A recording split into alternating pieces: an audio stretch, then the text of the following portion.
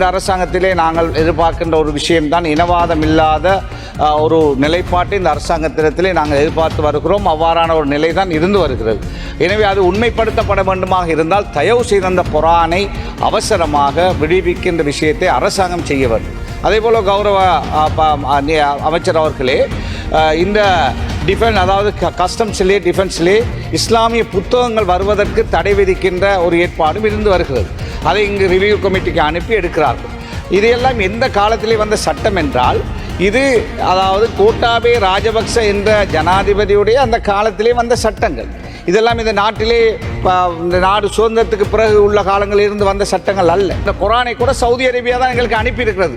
ஆனால் அந்த Saudi Arabia நாடு தித்வா புயல் நடந்த பொழுது கோடிக்கணக்கான ரூபாய்களை எங்களுக்காக உதவினார்கள், கிராண்டாக தந்தார்கள்.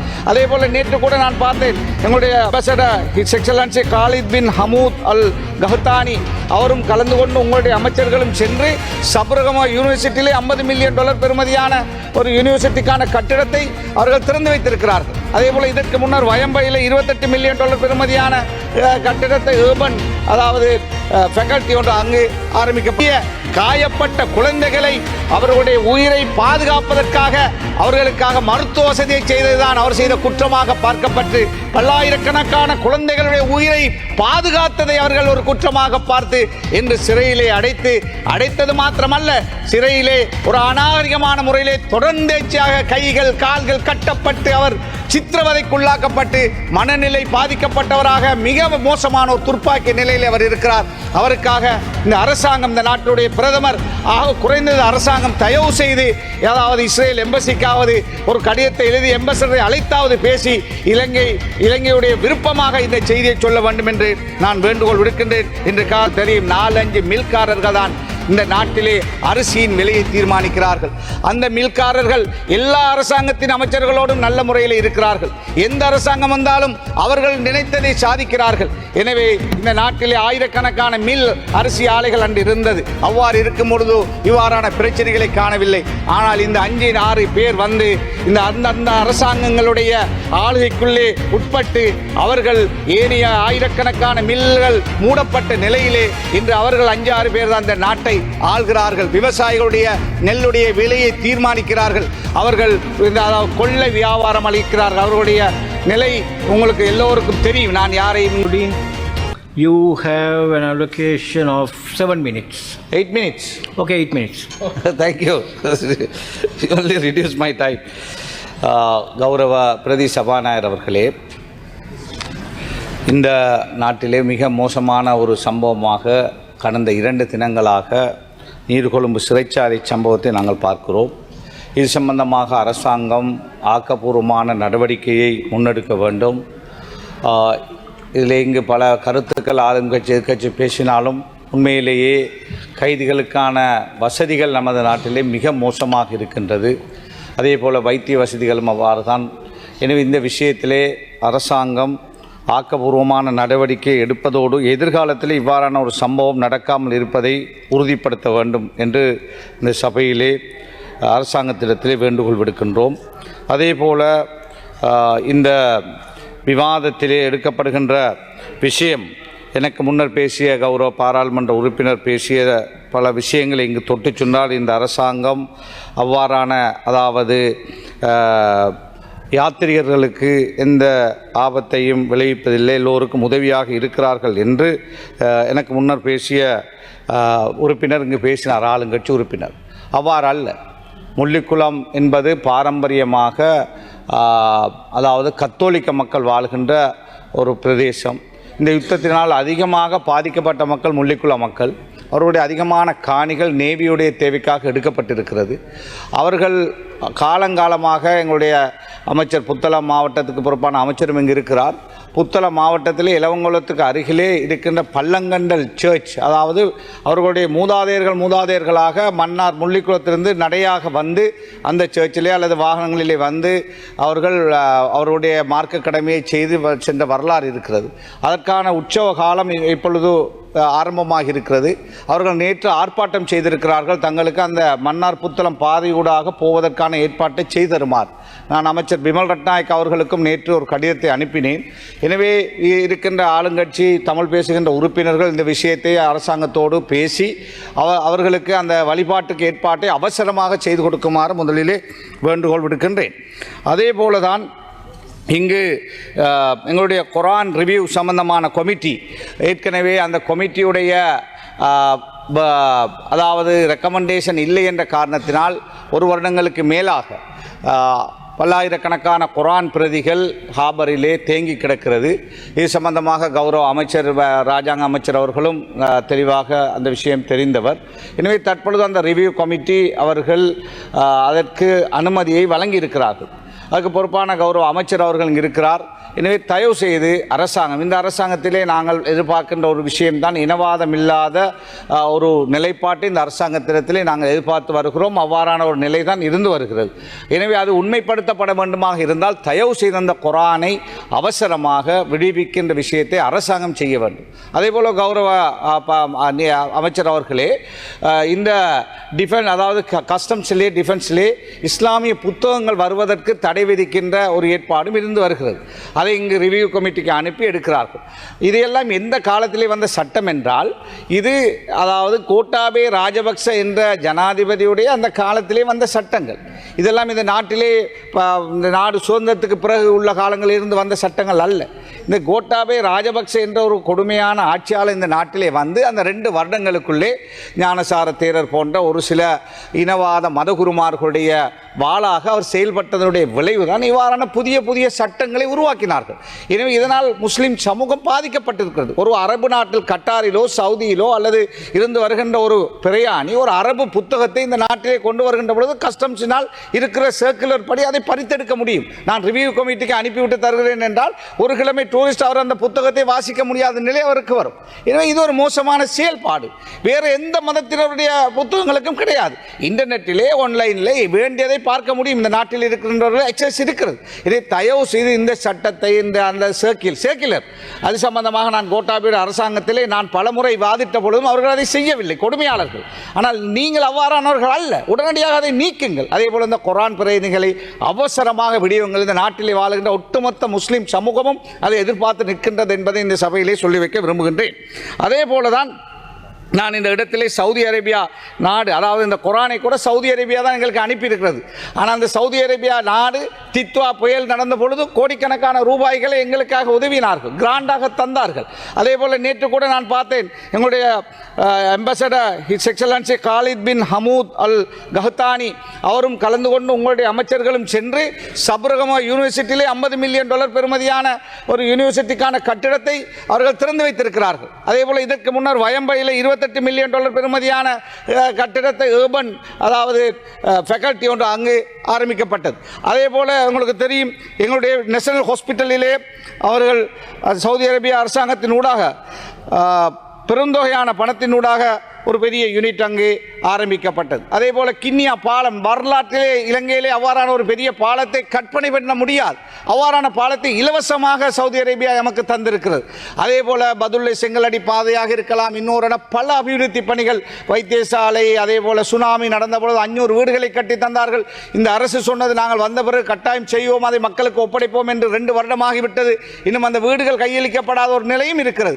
தயவு செய்து சவுதி அரசாங்கம் நமக்கு இந்த இலங்கையை பொறுத்தவரையிலே தொடர்ந்தேச்சியாக எல்லா வகையிலும் ஒவ்வொரு ரமலான் வந்தாலும் பல்லாயிரக்கணக்கான டொன் ஈத்தம்பழங்களை எங்களுக்கு இலவசமாக வழங்குகின்றவர்கள். அதே போல ஹஜ் விஷயங்களாக இருக்கலாம், எல்லா விஷயத்திலும் இலங்கை ஏழைகளுக்கான வாய்ப்புகளை கொடுக்கிறார்கள். இவ்வாறு பல வகையிலும் உதவி செய்கின்ற சவுதி அரசாங்கத்துக்கு இந்த உயர் சபையில் என்னுடைய மனமார்ந்த நன்றியை, அதே போல எம்பசடர் அவர் காலித் பின் அல் கஹ்தானி அவர்கள் மிகவும் ஒரு எல்லோரும் பண்பாக பழகுகின்ற ஒரு எம்பசடர் எங்களுக்கு கிடைத்திருக்கிறார். அவருக்கும் இந்த இடத்திலே நான் எங்களுடைய மனமார்ந்த நன்றியை இங்கு கூறிக்கொள்ள விரும்புகின்றேன். அதேபோல் இன்னும் ஒரு முக்கியமான விஷயத்தை நான் சொல்ல விரும்புகின்றேன். அதாவது இது அரசாங்கம் இதிலே தலையிட வேண்டும். ஏன் உங்களுக்கு தெரியும், இந்த இஸ்ரேல் நாட்டு அதாவது சுற்றுலா பயணிகள் நமது நாட்டுக்கு அதிகமாக வருகை தருகிறார்கள். இஸ்ரேல் அரசாங்கத்திடத்திலே ஒரு வேண்டுகோளாக இந்த நமது அரசாங்கம் முன்வைக்க வேண்டும் என்ற ஒரு செய்தியை நான் சொல்ல விரும்புகின்றேன். டாக்டர் ஹுசாம் அபு சஃபியா என்கின்ற ஒரு குழந்தைகள் நல மருத்துவ நிபுணர், அவர் அதாவது இஸ்ரேல் அரசாங்கத்தினால் இஸ்ரேல் சிறையிலே இன்று வாடிக்கொண்டிருக்கிறார். அண்மையிலே அவரை பார்க்க சென்று அவருடைய சட்டத்தரணி சொல்லியிருக்கிறார், அவருடைய நிலைமை பரிதாபகரமாக இருக்கிறது, மனநலம் பாதிக்கப்பட்டிருக்கிறது, பல வகையிலே அவர் டோர்ச்சர் பண்ணப்பட்டு பல வகையான காயங்களுக்கு உள்ளாக்கப்பட்டிருக்கிறார்.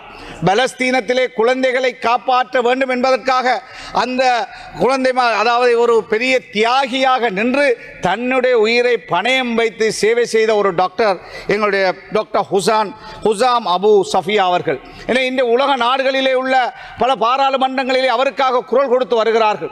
அவருக்கு சிகிச்சை இல்லாமல் அவர் சொல்லியிருக்கிறார், சட்டத்தரணியிடத்திலே தன்னை பார்க்க வந்தவரிடத்திலே சொல்லியிருக்கிறார், நீங்கள் அடுத்த முறை வருகின்ற பொழுது நான் உயிரோடு இருப்பேனா என்பது எனக்கு சந்தேகமாக இருக்கிறது என்று சொல்லியிருக்கிறார். அவருடைய மகன் உலகமெல்லாம் வேண்டுகோள் விடுத்திருக்கிறார், என்னுடைய தந்தையுடைய விடுதலைக்காக தந்தைக்கு ஒரு சரியான சிகிச்சையை பெற்றுக் கொடுப்பதாக குரல் கொடுங்கள் என்று. ஒரு கொடுமையான நாடாக, மிகவும் அதாவது அநாகரிகமான நாடாக விளங்குகின்ற இஸ்ரேலிடத்திலே எங்களுடைய இலங்கை அரசாங்கம் அவசரமான ஒரு வேண்டுகோளை விட வேண்டும். டாக்டர் ஹுசாம் அபு சஃபியா அவருக்கு வைத்திய சிகிச்சை அளித்து அவருடைய விடுதலைக்காக. அவர் செய்த குற்றம் என்ன?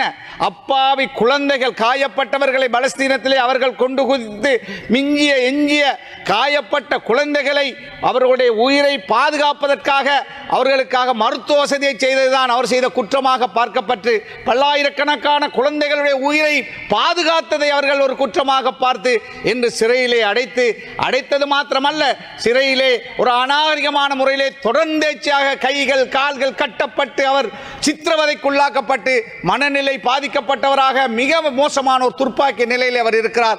அவருக்காக இந்த அரசாங்கம், இந்த நாட்டுடைய பிரதமர் குறைந்தது அரசாங்கம் தயவு செய்து ஏதாவது இஸ்ரேல் எம்பசிக்காவது ஒரு கடிதத்தை எழுதி எம்பசடரை அழைத்தாவது பேசி இலங்கையுடைய விருப்பமாக இந்த செய்தியை சொல்ல வேண்டும் என்று நான் வேண்டுகோள் விடுக்கின்றேன். இன்று காலை நான் ஐநாவுடைய இலங்கை பிரதிநிதிக்கு இது சம்பந்தமாக எழுத்து மூலமான ஒரு கடிதத்தை அனுப்பியிருக்கின்றேன். அதே போல இன்று நாட்டிலே எங்களுடைய விவசாயிகளுடைய பிரச்சனையும் நீங்கள் இலகுவாக பார்த்துவிட முடியாது. நான் பிரதிநிதித்துவப்படுத்துகின்ற வன்னியாக இருக்கலாம், அம்பாறை அல்லது திருவோணமலை, மட்டக்களப்பு போன்ற மாவட்டங்களிலே மக்கள் சொல்லுகிறார்கள், தங்களுடைய விவசாயிகளுடைய நிலை மிக மோசமாக இருக்கிறது. எங்களுடைய விவசாயிகளை பற்றி நீங்கள் சிந்திக்க வேண்டும். ஏன் இந்த அரசியை நீங்கள் இறக்குமதி செய்தீர்கள்? இவ்வாறான ஒரு இக்கட்டான நிலையில் விவசாயிகளுடைய அதாவது நெல் வருகிறது என்று தெரிந்து கொண்டு அரிசியை இறக்குமதி செய்தது அதற்கு பொறுப்பான அமைச்சர் பதில் சொல்லியாக வேண்டும். எனவே அதிகமான விவசாயிகள், நூற்றுக்கணக்கான 100% விவசாயிகள் இந்த அரசுக்கு வாக்களித்தவர்கள். இன்று அவர்களுடைய அந்த வேதனையை, அவர்களுடைய இந்த கஷ்டத்தை, பஞ்சத்தை, கடனை நீங்கள் கணக்கில் எடுத்து இந்த நெல்லை அதாவது வாங்குவதற்கான ஏற்பாட்டை செய்ய வேண்டும். இந்த நாட்டில் இருக்கின்ற உங்களுக்கு தெரியும் 4-5 மில்காரர்கள் தான் இந்த நாட்டிலே அரிசியின் விலையை தீர்மானிக்கிறார்கள். அந்த மில்காரர்கள் எல்லா அரசாங்கத்தின் அமைச்சர்களோடும் நல்ல முறையில் இருக்கிறார்கள். எந்த அரசாங்கம் வந்தாலும் அவர்கள் நினைத்ததை சாதிக்கிறார்கள். எனவே இந்த நாட்டிலே ஆயிரக்கணக்கான மில் அரிசி ஆலைகள் அன்று இருந்தது. அவ்வாறு இருக்கும் பொழுது இவ்வாறான பிரச்சனைகளை காணவில்லை. ஆனால் இந்த 5-6 பேர் வந்து இந்த அந்தந்த அரசாங்கங்களுடைய ஆளுகைக்குள்ளே உட்பட்டு அவர்கள் ஏனைய ஆயிரக்கணக்கான மில்கள் மூடப்பட்ட நிலையிலே இன்று அவர்கள் 5-6 பேர் தான் இந்த நாட்டை ஆள்கிறார்கள். விவசாயிகளுடைய நெல்லுடைய விலையை தீர்மானிக்கிறார்கள். அவர்கள் கொள்ளை வியாபாரம் அளிக்கிறார்கள். அவர்களுடைய நிலை உங்களுக்கு எல்லோருக்கும் தெரியும். நான் யாரையும் இங்கு குறிப்பிட்டு சொல்ல வேண்டிய தேவையில்லை. எனவே அந்த விஷயத்திலே இன்று விவசாயிகளுடைய நிலை மிக மோசமாக இருக்கிறது. எனவே அவர்களுடைய நெல்லை பர்ச்சேஸ் பண்ணுவதற்கான வழிவகைகளை அவசரமாக அரசாங்கம் செய்ய வேண்டும். இது சம்பந்தமாக ஒரு நீண்டகால திட்டத்தை நீங்கள் வகுக்க வேண்டும். எதிர்காலங்களிலே அதாவது இங்கு வெங்காயம் உற்பத்தி செய்கின்ற பொழுது இன்று எங்களுடைய புத்தள மாவட்டத்திலே வெங்காய உற்பத்தியாளர்கள் மிக பாதிக்கப்பட்டிருக்கிறார்கள். அதே போல நாங்கள் அண்மை காலமாக பார்த்தோம், கிழங்கு உற்பத்தியாளர்கள், ஏனைய விவசாய பொருட்கள் உற்பத்தியாளர்கள் காலத்துக்கேற்ப கிழங்கை வெங்காயத்தை இறக்குமதி செய்கின்ற பொழுது இந்த நாட்டுடைய உற்பத்திக்கு ஏற்ப பார்த்து இறக்குமதி செய்ய வேண்டிய தேவைப்பாடு இருக்கிறது. அவ்வாறு இல்லாமல் விவசாயிகளை நாங்கள் கணக்கில் எடுக்காமல் இருப்போமாக இருந்தால். எனவே அந்த விஷயத்தில் இந்த அரசாங்கம் அக்கறையாக செயல்பட வேண்டும். ஏனென்றால் நீங்கள் கடந்த காலங்களிலே விவசாயிகளுக்காக குரல் கொடுத்தவர்கள், அவருடைய பிரச்சனை இந்த பாராளுமன்றத்தில் அடிக்கடி பேசியவர்கள். எனவே அவர்கள் உங்களை நம்பினார்கள், அவர்கள் நம்பி உங்களுக்கு வாக்களித்திருக்கிறார்கள். எனவே இந்த விவசாயிகளுடைய விஷயத்திலே அரசாங்கத்துடைய செயல்பாடு போதுமானதாக இல்லை. எனவே எனவே ஒரு காஸ்ட் ஆஃப் லிவிங் கமிட்டி உங்களிடத்தில் இருக்கிறதா என்பது எனக்கு தெரியவில்லை.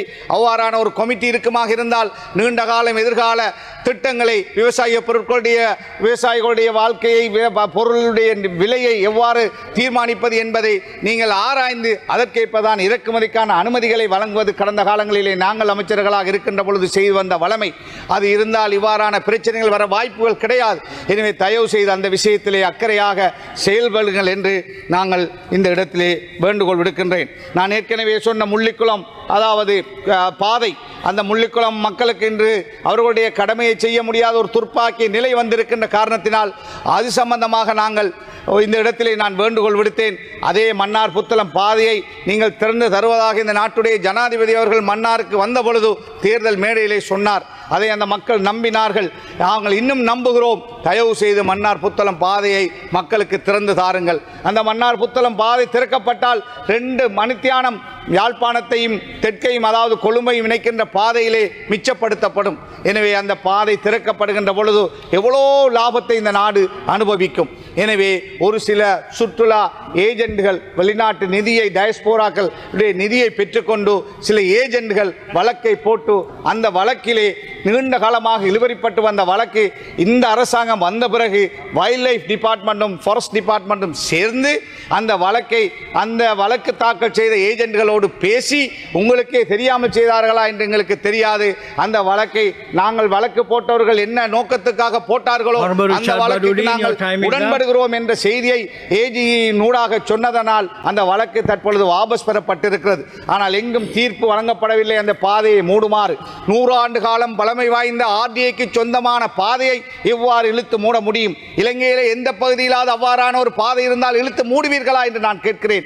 ஏன் வடக்கில் இருக்கின்ற காரணத்தினால் அவ்வாறான அந்த மக்களுக்கு ஒரு பெரிய வசதியான அந்த பாதையை மீண்டும் மன்னார் புத்தளம் பாதையை திறந்து மக்கள் பாவனைக்கு வழங்குங்கள் என்று கேட்டு விடைபெறுகிறேன். நன்றி.